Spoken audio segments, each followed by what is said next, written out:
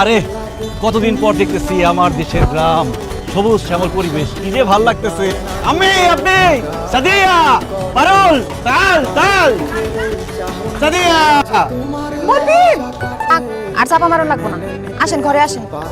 বন্ধু, ঘরে যাওয়ার আগে আমরা একটু বকশিস দিয়ে দা। এই যে তোর বন্ধুরা এই যে কষ্ট করে এই যে কার্টুন ব্যাগ সবকিছু মাথা ঘুরা নিয়ে আইলো, একটু সাফানি লেগে কিছু টাকা দাও। মুকাফা মানে ঠিকই কইছস, আমার কাছে বাংলা টাকা নাই। এলো রিয়েল এর বান্ডেল লইস, বাংলা টাকা 10-12 টাকার মতো হইব, সবাই ভাগ করে লইস। যা এত টাকা খামাখা দেওয়ার দরকার কি? 500 করে 3,000 টাকা দিয়ে দে। আব্বি মানে আব্বা, আমার কাছে এই 10-12 হাজার টাকা কোনো টাকাই না। সৌদির বাদশাহ মোহাম্মদ বিন সালমানের কোম্পানিতে আমি চাকরি করছি, 5 বছরে 2 হাতে রিয়াল কামাইছি। সেখান থেকে 5-10 হাজার টাকা গ্রামের বেকার পোলাপান দিয়ে সমস্যা কোথায়? 6টা কম্বল আছে, ছোট খালায় তো বারবার ফোন দিয়ে খালি কম্বলের কথা কইতো। ছোট খালার একটা দিবা আর বাকি 5টা আমগুলিকে রাখবো। তার হয়েছে এইবারে শীতে গায়ে কেমন শীত লাগে দেখবো না, দরকার হলে উপরে নিচে কম্বল দিয়ে পেছায় রাখছি। ভাইজান তাতে লাগেজটা খুলো না, আমার খুব দেখতেছে কত লাগছে। আরে খারা খুলতাছি। তোমার তো সারা জীবন শখ একটা স্বর্ণের কানের দুল, এই যে স্বর্ণের কানের দুল পরে দেখো কেমন লাগে, পছন্দ? বাবা কি সুন্দর রে। আলহামদুলিল্লাহ বাবার, তুই আমার মনের আশা পূরণ করলি রে বাপ। আল্লাহ তোর লাখ লাখ বছর বাঁচায় রাখু। আস্তে মা, দোয়া এখনই শেষ করো না, তোমার জন্য আরো জিনিস বাকি আছে। তোমার জন্য আছে সাবওয়ান, শম্ভু, জায়াদ। এগুলো মালিক ও তুমি তোমার বুঝবা না। এই যে সাবান, এসব তোমার। শ্যাম্পু, আর এই যে জায়াদ মানে লোশন। হ্যাঁ, আর তুমি যে সবসময় আমার কইতা তোমার হাঁটুতে ব্যথা, কোমরে ব্যথা, এই যে তোমার দিকে মলম। এই মলম যদি কোমরের হাঁটুতে দাও ব্যথা পলাইবে। আর এই যে নিক্স, মাথা ব্যথা হলে দিবা, আধা ঘন্টার মধ্যে মাথা ব্যথা শেষ। আব্বা তোমার দিকেও নিক্স আর মলম আছে, এটা মার জন্য সোনার কানের দুল, সাবান, সেন, আপের জন্য মলম। খালি মলম আনম কেন? আমি কি মলম পার্টির লোক? তোমার জন্য আছে, তোমার লিগে বিদেশে ঘুরিয়ে আনছি। এই কেমন লাগে? এই দেখো, তুমি রাত বিরাতে চলাফেরা করো, এই জন্য তোমার লিগে আনছি টর্চ লাইট। এই টর্চের তো 2টা কাজ হইবে, আন্দার মধ্যে রাস্তাও দেখবো, আর তোর ডাইভ করলে একদম মাইক শুরু করে দিবা। বাজান রে, তোর যে আমি কি বলে দোয়া করো, আমার সেই ভাষা নাই। সত্যি আমার না এই একটা ঘুরিয়া টর্চের দরকার ছিল বাজান। আরে এখনো শেষ হয় নাই তো, এই নাও তোমার লিগে সেন, সকাল বিকাল গায়ের মধ্যে মাখবা। দেখছো তো করতে তুমি কে দিই কেমন? কি সুন্দর গন্ধ রে। আমি একটা রাখি, এতগুলো তুই দেখি। আচ্ছা রাখো, গন্ধ তো সুন্দর হইবই, অনেক দামি সেন, আর মুড়ির লোকে মাখায় খাই ভালো না। এরা বাবা তোমার লিগে যাই নামাজ আর তসবিহ। সুন্দর, খুব সুন্দর। ভাইজান তুমি কি আমার জন্য কিছুই আনো নাই? ও তোর লিগে তো কিছু আনতে ভুলে গেছি রে। কি কইলা? সত্যি আমার লাগে কিছু আনো নাই? তোর লিগেও আছে, এই যে তুই না একটা টাচ মোবাইল চাইছিলি, তোর লিগে টাচ মোবাইল। আরে নে লোশন, এই যে সাবান, এই যে শ্যাম্পু, সব তোর। নে মাথায় তেল দিবি বেশি করে। ভাইজান তোমার অনেক ধন্যবাদ, তুমি আমার লাগে এত কিছু নিয়ে এসো। যাই আমি যাই মোবাইলে কটা ছবি তুলে আনি। কে পালো কি আমি? ও কারে কি কই, আপনি তো আরবি বুঝেন না। আমি জিজ্ঞাসি চাচা আপনি কেমন আছেন? এই তো ভালো আছি মতি, সৌদি থেকে কবে আসলা? এই তো চাচা গতকালকে আইছি। চাচা আপনারা এখানে তো দেখতেছি সব ছোট ছোট মাছ, বড় মাছ নাই? একটা বাসা ছিল, এটা এই সিদ্দিক ভাই নিয়ে গেছে। কি বড় মাছ একটা ছিল, তাও আবার এই ছোট ছোট নিয়ে গেছে? কত যাচ্ছেন? 500 টাকা দাম। চাচা আপনি কামটা কি করছেন? আপনার কি মনে হয় এই সাইজের একটা মানুষ একটা বড় মাছ নিয়ে বাড়ি পর্যন্ত হাইটা যেতে পারবো? এক কাম করেন, মাছ ফেরত লন, 500 টাকার জায়গায় আমি আপনার 1000 টাকা দিই। সৌদি গিয়ে নতুন নতুন টাকা হয়েছে, সেই টাকার গরম দেখাও না। আমি মাছটা কিনছি 500 টাকা দিয়া, সেটা তুমি 1000 টাকা দিয়ে নিবা ঠকের লিগা? আমার কাছে টাকা আছে, আমি টাকার গরম দেখাই, তোর সমস্যাটা কি? হ্যাঁ মাছ ফেরত দিই। চাচা 1000 টাকা কইছি না, আমি আপনার 2000 টাকা দেবো, এর কাছে মাছ ফেরত লন। আরে মতিন ভাই কেমন আছেন? বান্ডেল দেখে বুঝছ না কেমন আছি? শোন, তোর দোকানে সব থেকে চিকন চাইলে আমার লাখ, টাকা পয়সা নিয়ে চিন্তা করবি না, চাইলে আমার চিকন হওয়া চাই। আপনি কোনো চিন্তা করবেন না মতিন ভাই, আমার দোকানে সবচেয়ে চিকন চালটা আমি আপনাকে দিতেছি। আর কি কি লাগবে সেটা কোন? আরো তো অনেক জিনিস লাগবে, আলু, পেঁয়াজ, ডাল, মুড়ি, সুজি, ময়দা, আটা, সয়াবিন তেল, সরষের তেল, সব ব্যাংকের ওঠা। ওরে আল্লাহ রে, এত কিছু! আচ্ছা ঠিক আছে ভাই, আপনি বসেন, চা নাস্তা কি খাবেন আমি দিতেছি। তুমি আমার একটা কথা বলো, তুমি কি পাগল হয়ে গেছো? আরে মজনুন, হ্যাঁ আমি পাগল, আমি তোমার প্রেমে পাগল। উহিবু কি জাওয়াজা। বাবা এটা তুই কি বাজার সাথে নিয়ে আইছিস? হ্যাঁ আরে পুরো মহল্লার লোক তো এটা নিয়ে কথাবার্তা শুরু করে দিছে যে মতিন আর মতিন নাই, হ্যাঁ সে সৌদি গিয়ে করে কুটি হয়ে গেছে।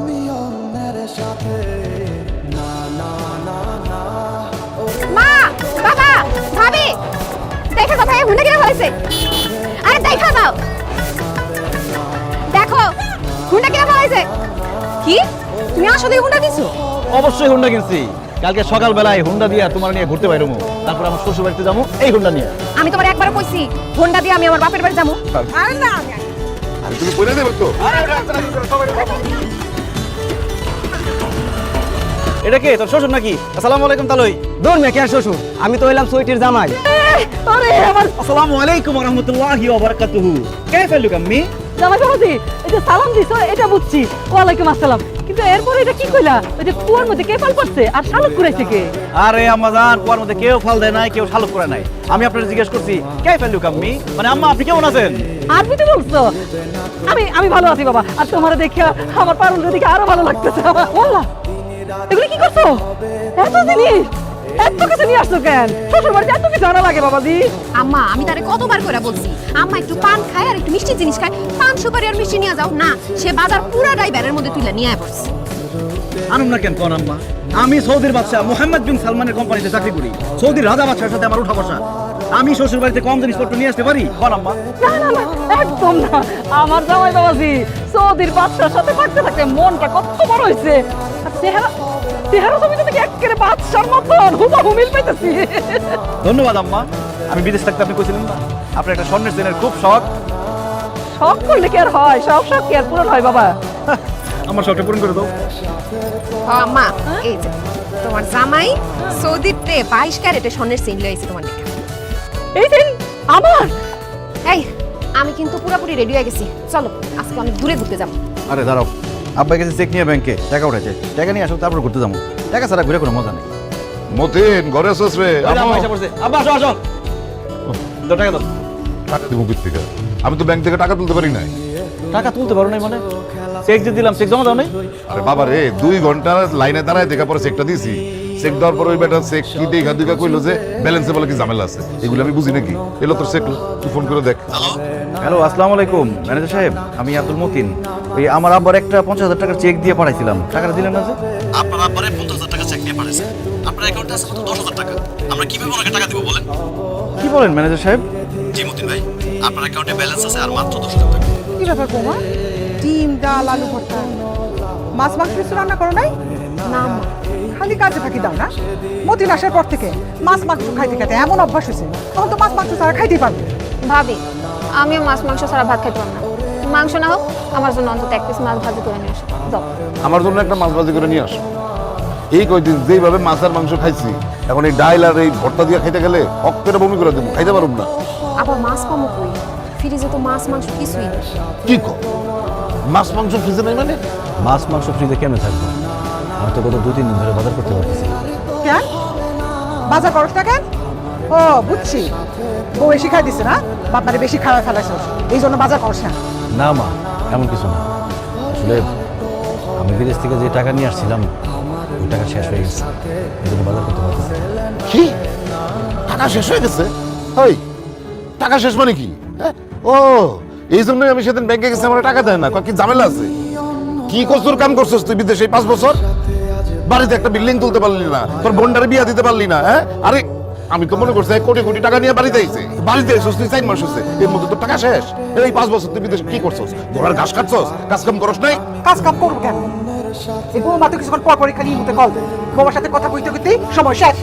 না মা, আমি পারুলের সাথে সবসময় ফোনে কথা বলতাম, দিনেও কাজ করতাম, রাইটে ওভারটাইম করতাম, টাকা পয়সা যা কামাইতাম তোমাদের সংসারে খরচের জন্য তো পাঠাইতাম, আর নিজে একটু একটু করে জমাইছি।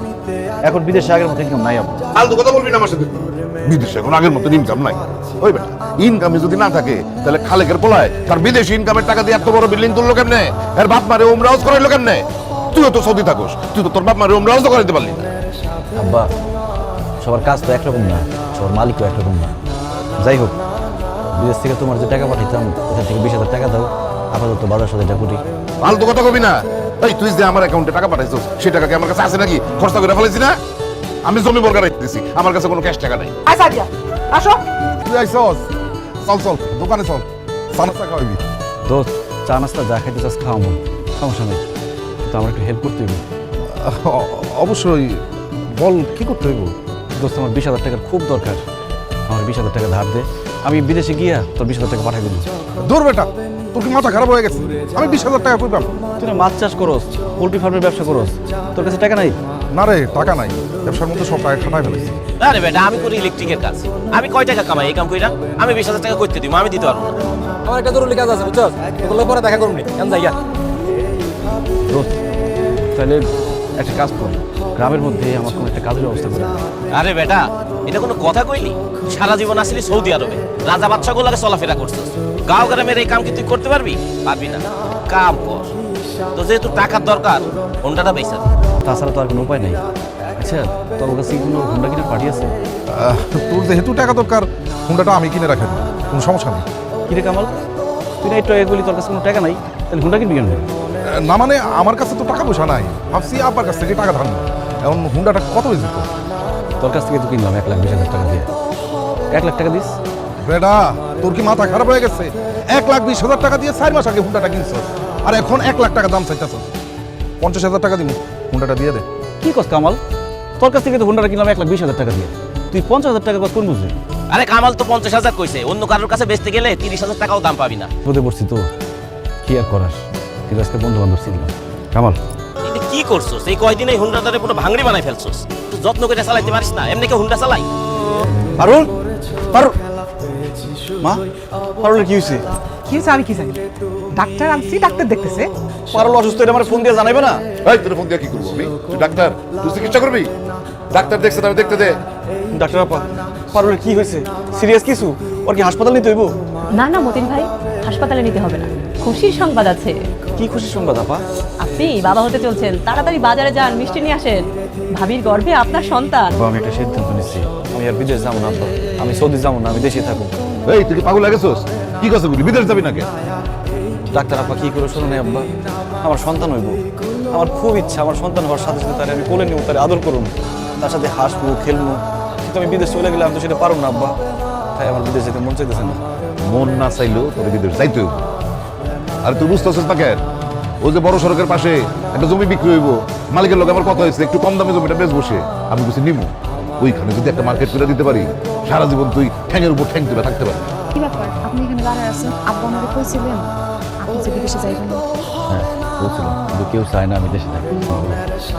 আম্মা সাদিয়ারে বিয়ে দিব, তোমার আম্মা চায় এই বাড়িতে আমি একটা বিল্ডিং কিনি, কিন্তু আমার ইচ্ছা কি, শখ কি, আমার মন কি চায় এটা কেউ জানতে চায় না। জানো পারো, আজকে আমার মনে হইতেছে প্রবাসীদের কোনো বাড়ি ঘর নাই, তারা আসলে মেহমান।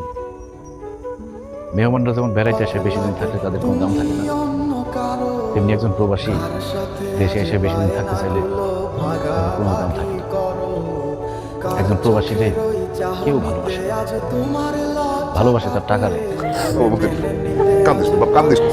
আমি তুমি অন্যের সাথে ভাবতে খুব অবাক লাগে, তুমি